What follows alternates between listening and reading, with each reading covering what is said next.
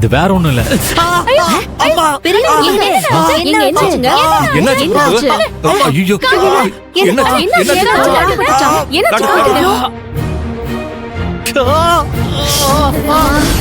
பிரபு? ஐயோ ஐயோ கொஞ்சம் பொறுத்து பாத்து மெதுவா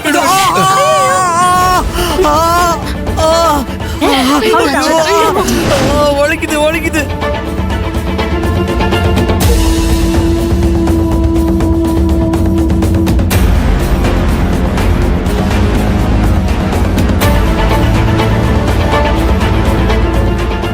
பிரபு பிரபு என்னாச்சுங்க? கண்ணு தள்ளி பாருங்க. சீக்கிரமா போய் தண்ணி கொண்டு வாங்க. அப்பதான் மயக்கம் தெளியும். ஏமா போய் தண்ணி எடுத்து வாமா. ஏங்க என்னாச்சுங்க? இங்க பாருங்க.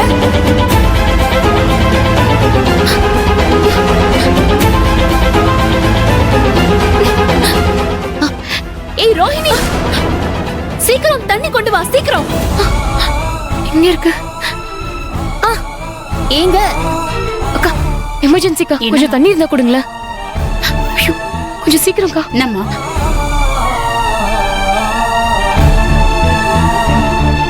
ஏய் சீக்கிரம் தண்ணி கொண்டு வாங்க, சீக்கிரம் வா. தண்ணி தெளி ரோஹிணி. எங்க இங்க பாருங்க, கண்ணை திறந்து பாருங்க. ரோஹிணி கொஞ்சம் சீக்கிரமா பண்ணு. எங்க அண்ணா, எங்க அண்ணா எந்திரிங்க. அண்ணா எங்க?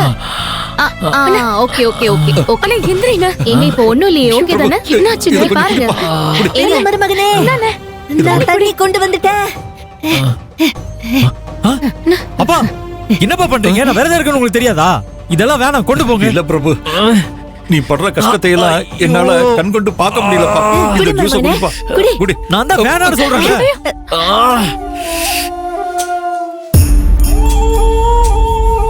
ஐயோ, ஒரு ஜூஸ் வேஸ்டா போச்சே. என்ன பிரபு, எதுக்கு இந்த ஜூஸ தட்டி விட்ட? அப்பா நான் தான் சொன்னேனேப்பா, நாளைக்கு பூஜை பண்ணி முடிக்கிற வரைக்கும் பச்சை தண்ணியை தவிர வேற எதுவுமே குடிக்க கூடாதுப்பா. அதுக்காக இப்படி பட்னி கடந்து கஷ்டப்படுவியா? இது பட்னி இல்லப்பா, விரதம். பட்னிக்கும் விரதத்துக்கும் வித்தியாசம் இருக்குப்பா. இருக்கட்டும் பிரபு, பட்டினியோ விரதமோ, நான் பட வேண்டிய கஷ்டத்தை எல்லாம் நீ இப்படி பட்டுக்கிட்டு இருக்கியே, இதெல்லாம் உனக்கு தேவையா? சொல்லுடா. என்னப்பா இப்படி கேக்குறீங்க? நீங்க பண்ணா என்ன, நான் பண்ணா என்ன? ரோஹிணியும் ரேவதியும் எனக்கு உறவுல வேணா தங்கச்சிங்களா இருக்கலாம், ஆனா உரிமையில எனக்கு அவங்க பொண்ணுங்க தானப்பா.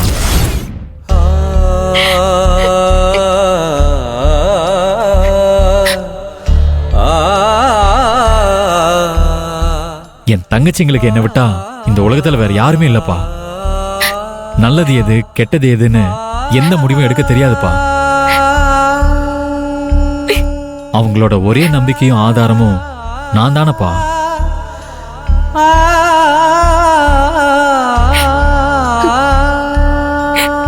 அண்ணன் அண்ணன்னு பாசம் காட்டி என் பின்னாடியே சுத்தி சுத்தி வந்து எனக்காக எல்லாம் பண்ற என் தங்கச்சிங்களுக்கு நல்லது நடக்கும்னா நான் இதை விட கடுமையான விரதத்தை இருக்க கூட ரெடிப்பா.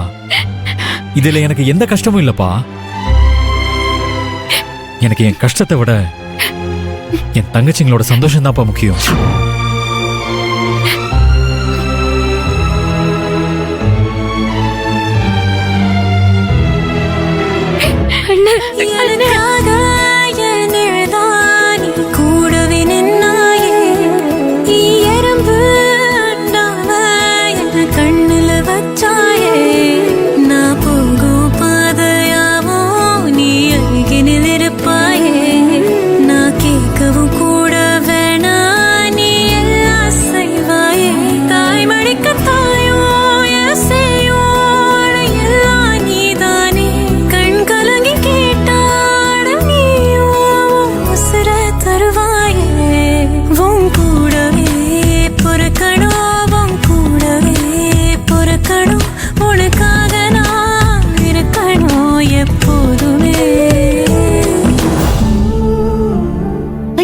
மருமகனே, ரத்தம் வந்துட்டு இருக்கு பாரு.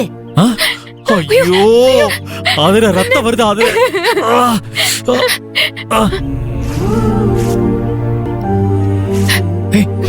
ரோஹிணி, கால காட்டுன. ரோஹிணி என்ன ரோஹிணி இப்படி பண்ணிட்ட?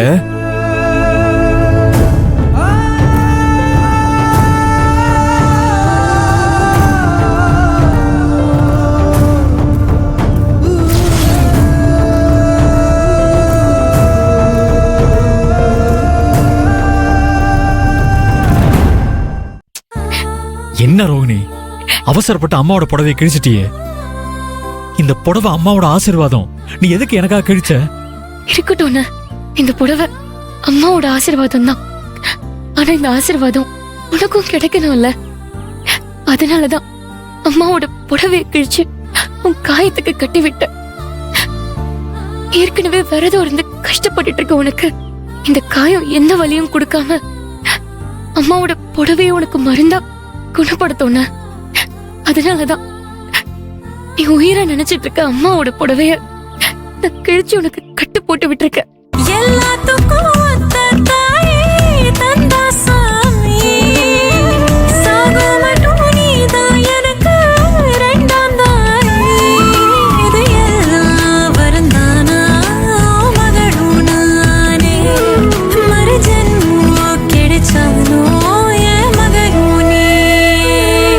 உன் கூடவே பொறுக்கணும், உன் கூடவே பொறுக்கணும், உனக்காக நான் இருக்கணும் எப்போதுமே.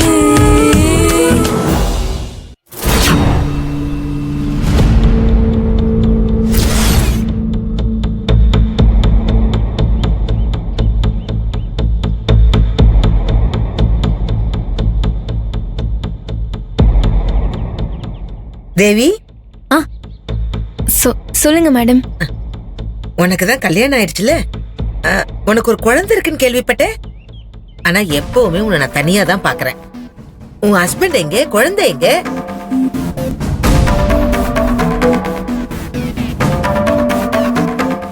ஏன்னா பொங்கல் அப்ப நான் உங்க வீட்டுக்கு வந்தேன்ல, அப்ப கூட நான் உங்க ரெண்டு பேரையுமே பார்க்கலையே. நீ மட்டும் தான் இருந்த. இன்னைக்கு ஃபங்க்ஷனுக்கும் நீ மட்டும் தான் நம்ம வந்திருக்க. உன் புருஷனும் வரல, உன் குழந்தையும் வரல. அம்மா எங்க உங்க ரெண்டு பேரும்? அது வந்து மேடம். இங்க பாரு தேவி, நான் உங்ககிட்ட தானே கேக்குறேன். என்னாச்சு? ஏன் இப்படி ஒரு மாதிரி திருதிருன்னு முழிக்கிற? அது வந்து மேடம், என் குழந்தை இப்போ என் ஹஸ்பண்ட் கிட்ட தான் இருக்கு. உன் ஹஸ்பண்ட் கிட்ட இருக்கா?